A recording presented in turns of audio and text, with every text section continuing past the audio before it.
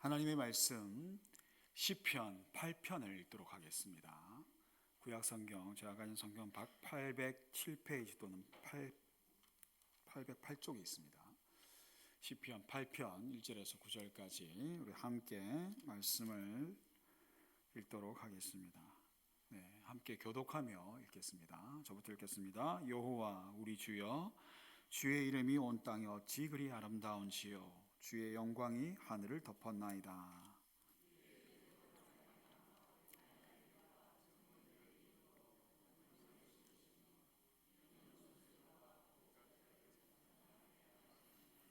주의 손가락으로 만드신 주의 하늘과 주께서 베풀어 두신 달과 별들을 내가 보오니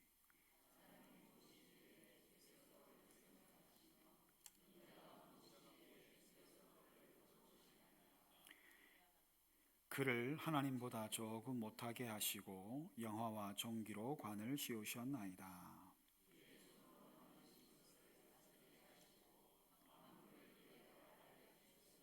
곧 모든 소와 양과 들짐승이며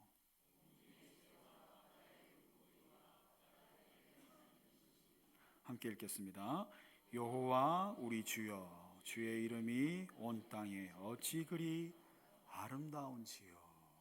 아멘. 할렐루야. 네, 우리 수요예배에 오신 성도님들을 환영하고 축복합니다. 우리는 계속해서 수요일마다 하나님 나라 백성 하나백 성품 학교를 통해서 하나님의 성품이 어떠한 것인지를 쭉 배우고 있습니다. 하나님의 성품뿐만 아니라 이 성품이 특별히 하나님 나라 백성에게 어떻게 나타나는지, 또 이 성품을 배운 하나님 나라 백성이 삶 가운데 이 성품을 어떻게 드러내며 살아야 하는지를 저희들이 함께 배우고 있습니다. 오늘은 이제 42과 영광스러움, 즉 하나님의 영광에 대하여 배우게 됩니다. 저는 오늘 이 42과가 사실 굉장히 좀 깊고도 방대한 내용이기 때문에 짧게 설명하기는 사실 쉽지 않기는 하지만 좀 세 가지 각도로 저희들이 함께 살펴보고자 합니다. 첫 번째는 하나님의 영광이 무엇인가에 대해서 함께 나누고요. 두 번째는 이 하나님의 영광이 어떻게 나타나는가에 대해서, 세 번째는 하나님의 영광을 우리가 어떻게 경험하고 누리게 되는가, 이 세 가지 질문과 이 각도로 저희들이 함께 오늘 말씀을 좀 가볍게 또는 또 그렇다고 해서 너무 가볍다는 말은 아니고 아주 깊고 아주 중요하게 또 아주 신중하게 이렇게 다뤄보도록 하겠습니다. 첫 번째, 하나님의 영광이란 무엇인가 라는 주제로 볼 때, 여러분 영광하면 뭐가 떠오르십니까? 영광. 사실 이 영광스러움은 다양하게 좀 쓰일 수 있는데, 우리가 성경적인 용례를 살펴볼 때 특별히 성경 사전에서는 이렇게 정의를 하더라고요. 하나님의 현현, 즉 하나님의 나타나심에서 드러나는 광채와 아름다움이라는 겁니다. 그러니까 여기서 주목할 것은 나타나심이죠. 여러분, 하나님은 사실 영이시잖아요. 우리 눈에 보이지 않습니다. 하나님께서 눈에 보이지 않으시기 때문에 안 계신 것일까요?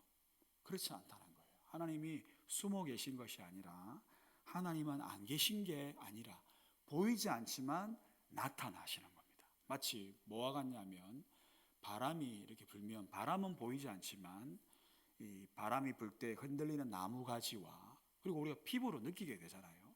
마찬가지로 하나님의 영이시지만 나타내심을 통해서 우리가 그것을 경험하고 누릴 수 있게 된다는 것입니다. 근데 이때 그것을 이제 영광이라고 말할 수 있는 거예요. 성품의 각도로 볼 때에는 하나님의 영광스러움은 하나님께서 보여주시는 그 성품 전체를 총체적으로 의미할 수 있어요. 왜냐하면 하나님의 성품이 나타날 때 우리가 그것을 보고 경험하게 되거든요. 이때 나타나는 것을 영광이라고 표현할 수가 있습니다. 이걸 이제 구약과 이제 신약의 예를 들자 보면, 구약의 영례를 보면요, 이 영광이란 단어가 사용될 때 아주 다양한 단어로 번역이 되고 있습니다. 원래 이 영광이라는 단어가 히브리어로 카보드라고 하는 단어인데 원래는 무겁다는 뜻입니다. 근데 이 무겁다라는 의미로 사용하지 않고 오히려 실제 문맥이나 용례를 보면 명예로움, 또 존경스러운, 또 영광스러운, 위엄 있는, 또 대체적으로 오늘 본문에서 또 아름다운 이런 의미로 실제적으로 번역되어지고 사용된다는 것입니다. 뿐만 아니라 이 단어가 하나님께만 사용되는 게 아니라 하나님의 형상인 인간에게도 사용되는데, 인간에게 하나님께서 온 세상을 다스릴 권세를 주셨잖아요. 그리고 오늘 본문에서도 8편 5절에 보면 영화와 종기의 관을 씌우셨다고 되어 있어요. 그래서 사람에게도 나타나는 영광이 있다는 것입니다.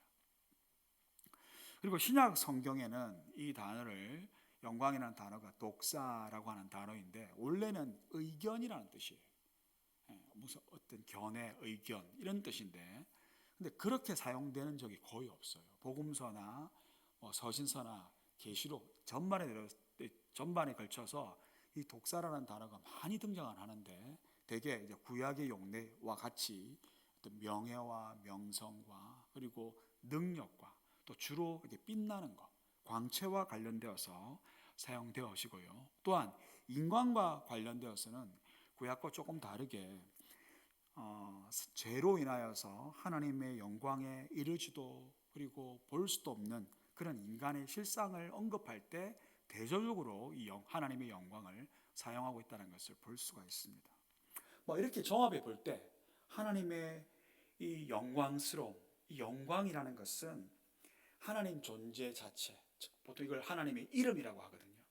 그 이름 가운데 이것을 나타내 보이실 때, 또 피조 세계 가운데나 사람 가운데 나타내 보이실 때 우리가 보게 되는 때 그때 경험하게 되는 것, 그 광채 또는 어떤 영광스러움, 그러니까 위엄이죠, 위엄, 또는 아름다움, 또 감격스러움, 이 모든 것의 총체를 영광이라고 우리가 정의할 수 있겠습니다. 그래서 여러분, 영광이라고 하면 조금 포괄적인 단어이긴 하지만 어떤 느낌인지 아시겠죠? 하나님께서 나타나실 때 우리가 경험하게 되는, 저는 아름다움, 감격스러움이라고 저는 이렇게 표현하고 싶습니다. 이런 용례로 성경에서 주로 굉장히 다양하게, 즉 하나님께서 나타나실 때 드러나는 그 빛남, 이렇게 사용하고 있다는 것을 여러분 생각하시면 되겠습니다. 그러면 두 번째, 이 하나님의 영광이, 이 영광스러움이 어떻게 나타나는가, 어떤 식으로 나타나는가를 여러분 잘 한번 보시기 바랍니다. 이것을 알 수 있는 대표적인 본문이 오늘 시편 8편에 있는 것인데, 우리 편에서 보면 우리가 이제 어떻게 하나님의 영광을 보게 되는가. 자, 오늘 금방 읽었던 8편 1절에 보면 또 8절, 1절과 또 9절, 맞죠? 시편 8편 1절과 9절에 보면 반복되는 게 있죠. 여호와 우리 주여, 주의 이름이 온 땅에 어찌 그리, 그다음 뭐죠? 그렇죠, 아름다운지요. 그러니까 주님의 그 나타나심, 주님의 존재, 그 이름이라고 표현하거든요. 그 이름이 온 땅이 어찌 그리 아름다운지요라고 합니다. 이때 온 땅이라는 것을 주목해 보십시다. 물론 이제 1절 하반절에 보시면 하나님의 영광이, 주의 영광이 하늘을 덮었습니다 라고 이렇게 표현을 하고 있습니다. 이것은 사실 대꾸적인 표현인데 같은 맥락에서 사용되어지는 겁니다. 여러분, 하나님의 영광이 온 하늘과 온 땅 가운데 드러나고 나타난 것을 지금 다윗은 보고 있는 겁니다. 그래서 그걸 대하여 아름답다라고 표현을 하고 있는 것이죠. 근데 이때 온 땅이라는 것은 단순하게 내가 살고 있는 이 땅만 말하는 게 아니에요. 성경에는 땅이라고 할 때도요, 하늘을 다 포함해서, 즉 온 우주 만물을 포함해서 쓰기도 합니다. 물론 이걸 따로 떼어서 쓰기도 하지만요. 예를 들어서 여러분 창세기 1장 1절에 보면 태초에 하나님이 천지를 창조하시니라고 되어 있지 않습니까? 이때의 천지할 때의 천자가 그냥 하늘천, 우리가 할 때의 그냥 하늘이 아니라 heavens라고 되어 있고 실제로 하늘들입니다. 복수 형태로 되어 있거든요. 땅은 이 땅이에요. 지구를 말하는 것이죠.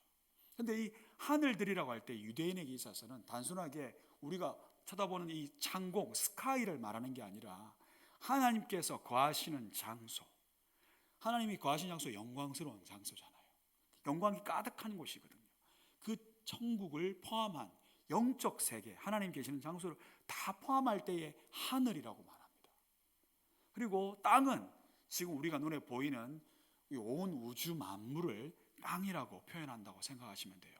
물론 이걸 섞어서 쓰기도 하지만 이 본문에서 온 땅에 나타난다는 것은 지금 우리가 보고 있는 온 우주 가운데 나타났다는 것인데, 그렇다고 해서 하늘과 땅이 물론 이게 구분은 되지만 사실 구별이 되지는 않습니다. 왜냐하면 섞여 있거든요.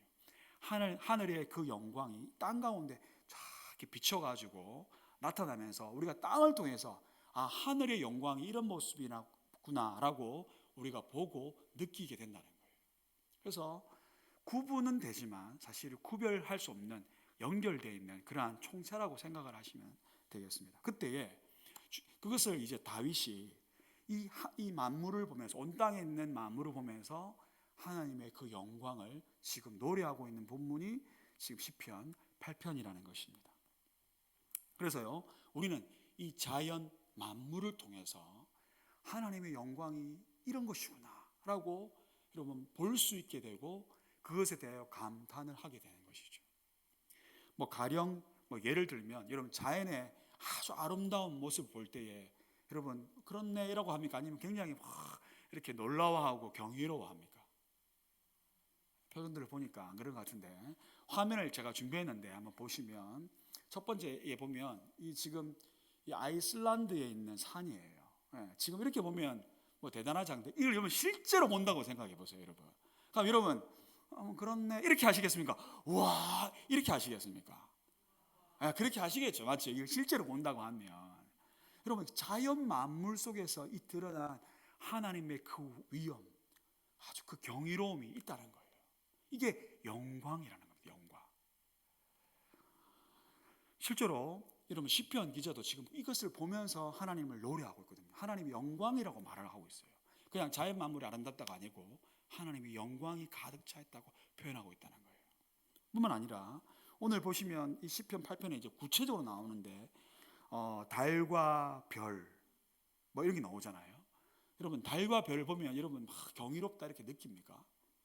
한번 다윗이 본 아마 하늘이 이랬을 것이라고 생각하는데, 여러분 이런 하늘을 여러분 직접 본다고 생각해 보세요.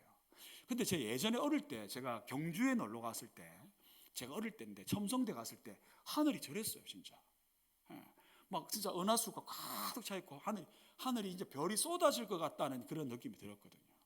여기는 지금 몽골이긴 한데 몽골 가면 저렇게 볼 수 있다고 합니다. 실제입니다. 이게 만들어낸 게 아니라. 근데 이런 걸 보면서 아마 다윗 시대 때는 막 캄캄했기 때문에 하늘 쳐다보면 달과 별이 이런 모습이었어요. 보면 어떻게 느낌이 돼요? 그런 데가 아니라 이런 감탄, 와, 그 영광을 보고, 이게 하나님의 영광이라고 말하는 거예요. 뿐만 아니라 하나님이 만드신 피조물 가운데서도 나타나는데 동물들을 언급을 하고 있습니다. 여러분 동물들을 자세히 봐도요, 가까이서 보면 그 엄청난 위험을 느낄 수가 있습니다. 가령 저는 대표적으로 제가 제일 가까이 가본 동물은 호랑이인데, 제가 태국에서 호랑이 바로 옆에 서봤거든요. 한번 보여주시면, 제가 선 건 아니고 이 사진은 아닌데 이렇게 진짜 이만한 제 몸통만한 얼굴 옆에 이렇게 딱 서봤는데 절대 안 문다더라고. 아무도 안 가는, 저는 스스럼 없이 가가 옆에 한번 서봤습니다. 서봤는데 그 호랑이에서 풍기는 그 위험이 있더라고요. 와, 비록 이렇게 묶여 있긴 했지만, 근데 풀어놓으면 이제 겁나겠죠, 맞죠? 마찬가지로 하나님의 그 영광 속에도 이러한 위엄이, 매저스티가 나타난다는 겁니다.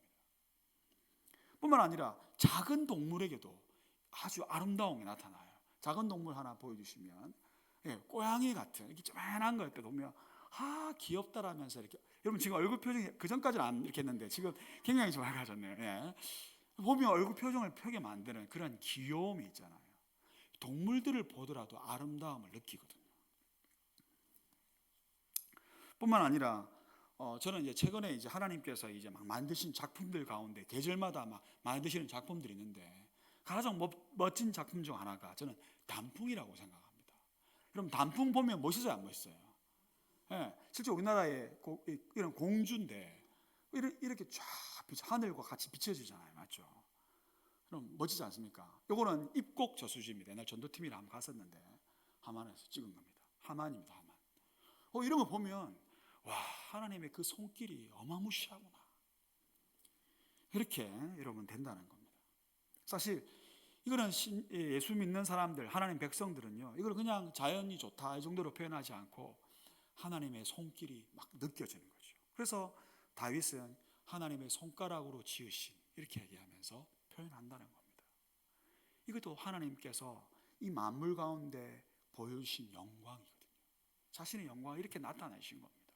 또 우리는 자연 몸을 통해서 그 하늘의 영광의 그 아름다움을 추측하고 또는 경험하고 누릴 수가 있는 것이죠. 뿐만 아니라 저는 피조 세계 가운데 가장 영광스러운 것은 가장 연약해 보이는 어린아이와 젖먹이, 오늘 본문에 언급되어 있는데 더 나아가서 저는 태아에게 나타난 것을 경험해 봤습니다. 엄청 그 경이로움을 경험했거든요. 저는 첫 아이가 임신했을 때는 뭐 사실 아무 느낌이 없었습니다. 임신해가지고 뭐 초음파 사진 병원에 가서 보여주는데 아무 느낌 없었는데 이상하게 둘째, 셋째부터 이게 다르더라고요. 이게 이 태아가 보여지는 사진이 다르게 느껴지더라고요. 그러다가 저는 이제 넷째가 이제 그 심장이 이상이 있어가지고 태어나기 몇 주 전에 사산이 되었거든요.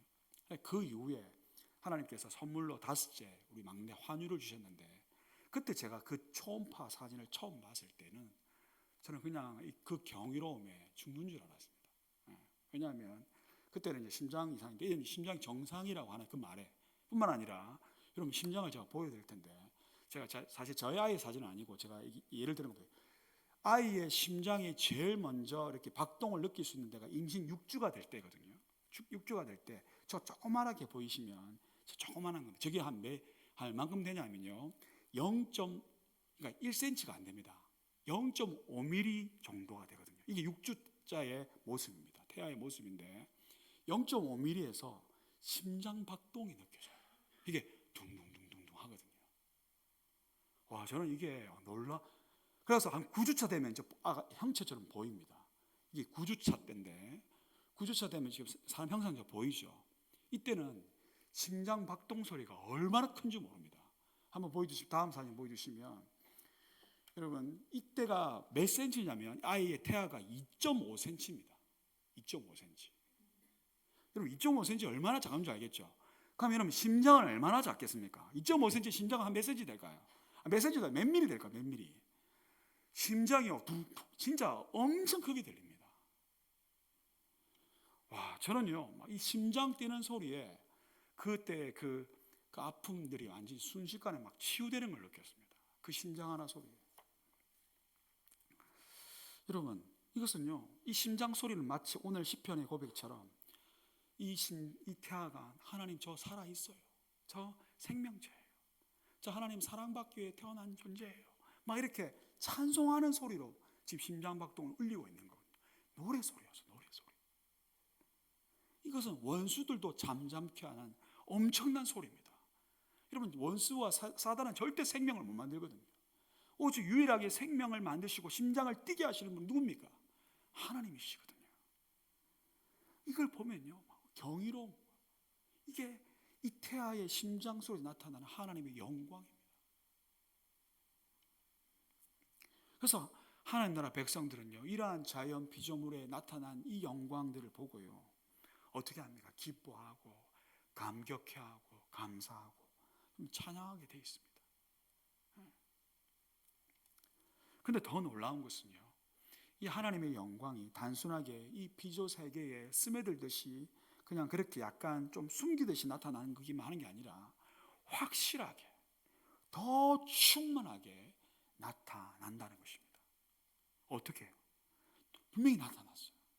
바로 2000년 전에 가장 충만한 하나님의 영광이 나타나는데 그 영광의 실체가 누구입니까? 우리 바로 하나님의 독생자 우리 주 예수 그리스도이십니다.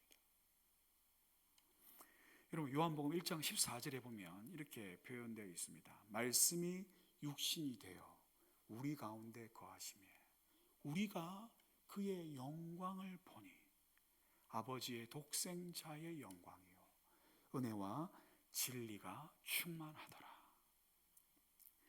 여러분, 여기서 보면 독생자의 영광을 보는 저와 여러분들, 즉 예수님을 영접하여 하나님의 자녀가 된 자들을 여기서 우리는이라고 표현하고 있는 겁니다. 우리는. 다시 말해서 은혜와 진리가 충만한 우리 주 예수 그리스도의 영광을 본 사람들은 누군가 하면 바로 하나님의 자녀들이라는 거예요. 여러분, 은혜와 진리가 충만한 우리 주 예수 그리스도의 영광을 보셨습니까? 이게 아멘이 돼야 됩니다, 사실은. 왜냐하면 하나님의 자녀들에게 있어서 정말 중요한 증거가 바로 독생자의 영광을 보는 것이거든요. 여러분, 이 독생자의 영광은 사실 모든 이가 본 건 아닙니다. 아시다시피 그 당시 때 예수님을 보고도 그 영광을 보지 못한 이가 훨씬 많습니다. 여러분, 그 이유가 뭡니까? 바로 여러분, 성경은 죄가 그 영광을 볼 수 있는 눈을 가렸다라고 설명하고 있습니다. 사도 바울이 말한 대로 모든 사람이 죄를 범하였음에 하나님의 영광에 이르지도 보지도 못하게 된다는 것이죠. 그런데 성경은 구원받은 하나님 나라 백성들은요, 이 십자가의 은혜로 그리고 보혈의 능력 때문에 믿음의 눈을 가졌기 때문에 이 은혜와 진리로 충만한 예수 그리스도의 영광을 볼 수 있는 자로 성경은 묘사한다는 것입니다. 우리가요, 육신의 예수님을 실제로 보지 못했다 할지라도 우리는요, 여러분, 예수님의 그 영광을 볼 수 있음을 믿으시기를 바랍니다. 여러분, 영광은 볼 수 있어요. 그렇다면 여러분, 세 번째, 어떻게 이 하나님의 영광을 보게 되느냐? 어떻게 보게 될까요? 하나님은 이 영광을 볼 수 있도록 우리에게 말씀을 주셨습니다. 그리고 복음을 주셨습니다. 우리는 이 복음의 내용과 말씀을 들음을 통하여 우리가 마치 실제로 본 것처럼, 예수님을 실제로 본 것처럼 그 영광을 보게 된다는 거예요. 이게 성령께서 하시는 일이시거든요. 우리를 거듭나게끔 하셔서 제일 먼저 하시는 일이 그것을 보게 하는 것입니다. 근데 사실 하나님의 영광을 알다시피 막 내가 보고 싶다고 해서 막 보아지는 건 아니에요. 하나님께서, 특히 하나님의 성령께서 이 복음을 들려주실 때 그 복음이 들리게끔 해주셔야 우리는 보게 되는 겁니다. 보게 돼. 복음을 통해서 말입니다. 깨닫게 해주셔야 하나님의 그 예수님의 영광을 보게 되는 거거든요. 하지만 우리 편에서는 그럼 아무것도 할 게 없습니까? 그렇지 않아요. 우리 편에서는 하나님의 영광을 사모하고 그리고 그 영광이 드러나는 자리가 있거든요. 그 자리로 나아가도록 노력하면요, 우리는 그 하나님의 영광을 볼 수가 있습니다.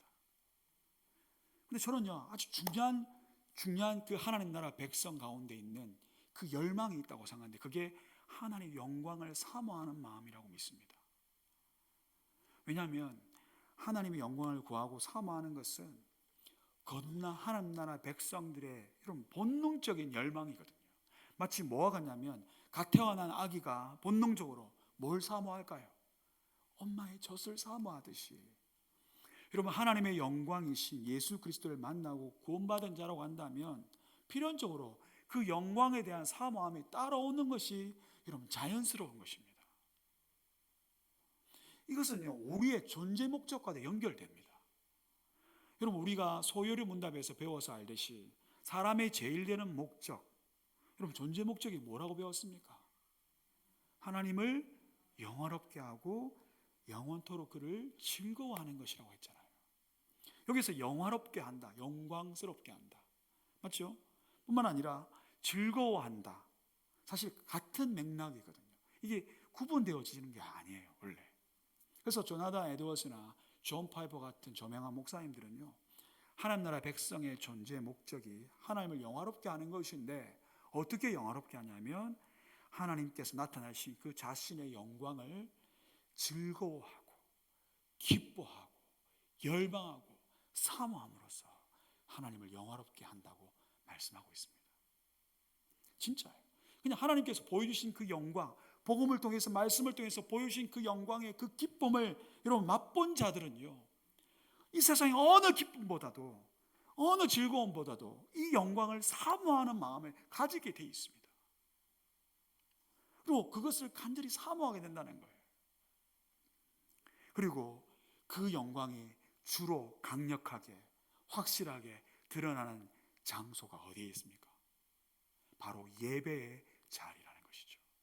그래서 예배의 자리에서 우리는요, 하나님의 영광을 보게 되고, 또 하나님의 영광이 나타나신 것에 대한 반응을 우리는 예배하다, 찬양하다라고 표현하게 된다는 것입니다. 여러분, 예배의 자리에서, 예배를 통해서 하나님의 영광을 보게 되고, 하나님의 영광에 참여하게 되고, 그 하나님의 영광을 사모하는 열망들을 갖게 되는 줄을 믿으시기를 바랍니다. 그래서 예배가 너무너무 중요하죠. 사랑하는 성도 여러분, 저와 여러분이 정말로 하나님 나라 백성이라고 한다면요, 무엇보다 하나님의 영광을 열망하는 자들이 되어야 할 줄 믿습니다. 근데 제가 안타까운 것은 생각보다 많은 이들이 하나님의 영광에 대한 열망이 없는 것은 아닌데 약하다는 것입니다. 약해요. 다른 열망보다 약하다는 거예요. 돌아가셨지만 최고의 변증가, 금세기 최고의 변증가라고 불리는, 기독교 변증가라고 불리는 C.S. 루이스라고 하는 분이 계시는데, 그분이 쓴 영광의 무게라는 책이 있는데요, 거기에 보면 사실 이 영광에 대한 부분을 지적하면서 사람들이 뭔가를 욕망하고 열망하고 그렇게 살아가고 있는데, 하나님의 영광이 가장 고상하고 가장 또 크고, 또 그것이 또 영원함에도 불구하고, 또 가장 큰 기쁨과 즐거움을 줌에도 불구하고 이에 대한 열망이 너무 약해서 여러 가지 문제들이 생긴다라고 말을 하고 있습니다. 열망이 없어서가 아니고요, 약하다는 걸 얘기하는 거예요, 다른 것에 비해서. 여러분, 어떤 것 같습니까? 우리가 사실 예배에 대한 강렬한 열망, 강한 것 같아요, 약한 것 같아요? 뿐만 아니라 하나님의 영광에 대한 그 사모함, 여러분 어떤 것 같습니까? 저는 사단의 이러한 공격은 다른 공격이 아니라, 이러한 열망을 없애는 게 아니라 이걸 굉장히 약화시켜가지고 다른 열망들로 막 채워나르는 게 오늘날 사탄의 전략 같아 보입니다. 그럼 우리는 이 열망을, 이 갈망을요, 하나님의 영광에 대한 목마름으로 바꿔내도록 우리가 노력해야 돼요. 그러기 위해서 사실 교회가 사실 있고, 또 말씀이 있고, 또 훈련이 있고, 이런 것이거든요. 사랑하는 성도 여러분, 사실 우리가 하나님의 영광을 보는 것은 하나님의 주권적인 영역에 속하지만, 우리 편에서 제가 이렇게 말씀을 통해서 여러분 공부할 때 무엇보다 하나님의 영광에 대한 그 기쁨과 즐거움이 엄청나다는 것을 우리가 예전에 한번 경험했잖아요. 혹시 이 자리에 경험하지 못하신 분들은 그것을 경험할 수 있도록 여러분 사모하시고, 또 경험하신 분들은 내가 이 열망이 내가 다른 열망보다 정말 훨씬 강한가, 그것이 압도적인가, 우리 자신을 점검하면서 우리 마음을 새롭게 하면 좋겠습니다. 여러분, 하나님의 영광을 사모하는 자들은요, 하나님을 기뻐함으로 하나님을 영화롭게 할 뿐만 아니라 동시에 하나님께서 나의 이 영광을 네가 너무너무 사모하는구나, 네가 그걸 너무 기뻐하는구나 하는 것을 하나님이 알아주십니다. C.S. 루이스의 표현을 하면 이걸 알아주심이 칭찬하심과 연결되어지고, 이게 하나님이 우리가 하나님을 영화롭게 할 뿐만 아니라 우리가 하나님께 영광을 받는다고 말합니다. 이게 영광을 누리는 거거든요. 하나님께로부터 영광을 받아요. 인정을 받고 칭찬을 받는데, 그게 이 세상의 어떤 것보다 엄청 영광스럽다는 거예요. 여러분, 우리도 세상 사람들로부터 영광을 받아도 기분이 좋잖아요. 이 땅에서 받는 영광들도 나름 그걸 자랑하려고 사람들이 막 패 같은 거 만들고, 특별히 해병대 나오신 분들은 그 해병대가 엄청 영광스러운가 봐요. 나이가 들어서도 맨날 해병대 모자 쓰고 다니고 해병대 마크 다니고 이렇게 하시더라고요. 보니까 영광스러운 거거든요. 보이고 싶단 말이에요. 근데 이것과 비교할 수 없을 정도로 여러분 하나님께 받는 영광이 있어요. 이걸 경험하는 거거든요. 저는요, 우리 성도들은 이것을 사모할 뿐만 아니라 이걸 받는 자로서의 그 기쁨이 여러분 표현되실 때 영광스러움이 더 풍성해질 줄 믿습니다. 그래서 저는요, 이게 예배 가운데서 나타난다고 믿는데 이것을 아주 잘 표현한, 또 우리가 매주 예배 때마다 부르는 찬양이 있습니다. 그게 뭘까요? 내 눈 주의 영광을 보내. 가사를 한번 보여주세요. 우리가 사실 후렴만 부르긴 한데 이렇게 되어 있습니다. 내 눈 주의 영광을 보내. 우리 가운데 계신 주님, 그 빛난 영광 온 하늘 덮고 그 찬송 온 땅 가득해. 찬송은 우리가 하잖아요. 근데 찬송 부를 때 주님의 영광이 더 풍성해지는 거예요. 가득해지는 겁니다. 사실 주님께서 어쩌면 영광을 보여주신 이유가 그 찬송과 합하여져서 마치 하늘의 영광이 땅과 합하여서 가득 차도록 하기 위해서거든요. 두 번째, 내 눈 주의 영광을 보내. 찬송 가운데 서신 주님, 찬송을 하고 있습니다. 주님께서 그 가운데 서신다는 거예요. 주님의 얼굴은 온 세상에, 즉 영광이 내가 있는 곳뿐만 아니라 온 세상까지 퍼지도록, 그래서 팔까지 확 드시는 거예요. 그러면서 우리는 어떻게 찬양합니까? 후렴에 주의 영광 이곳에 가득해. 우리도 주님과 함께 섭니다. 찬양하며 우리는 전진합니다. 어디까지? 모든 열방들이 다 이 영광을 볼 때까지. 여러분, 우리가 예배 가운데서 주님의 영광을 보고 그 영광에 대하여 감격해하고 그걸 기뻐하고 그걸 즐거워하는 그 모습이 여러분 아무것도 아닌 것 같아도요, 내가 그 기뻐하고 즐거워 감격해하는 그 모습에서 주님의 영광이 나타난다는 것입니다. 근데 놀랍게도요, 믿지 않는 이들이 그 영광을 보고 주님을 보게 된다는 것입니다. 그게 이루어지는 장소가 예배의 자리입니다. 저는 이것을 저와 여러분 모두가 다 사모하기를 바랍니다. 그리고 우리의 예배가 이 하나님 영광으로 충만한 예배가 되기를 주님의 이름으로 축복합니다. 이 시간 우리가 오늘 말씀을 정리해보면 하나님의 영광이 어떤 것인지 봤잖아요. 이 세상 어떤 것과 비교할 수 없는 엄청난 영광스러움이 여러분 우리에게 주어졌습니다. 우리는 이제 믿음의 눈으로 특별히 예수 그리스도를 통해서 바라볼 때 여러분 이것을 우리는 이 세상 어떤 것 바꿀 수 없는 기쁨과 즐거움을 누리게 될 줄 믿습니다.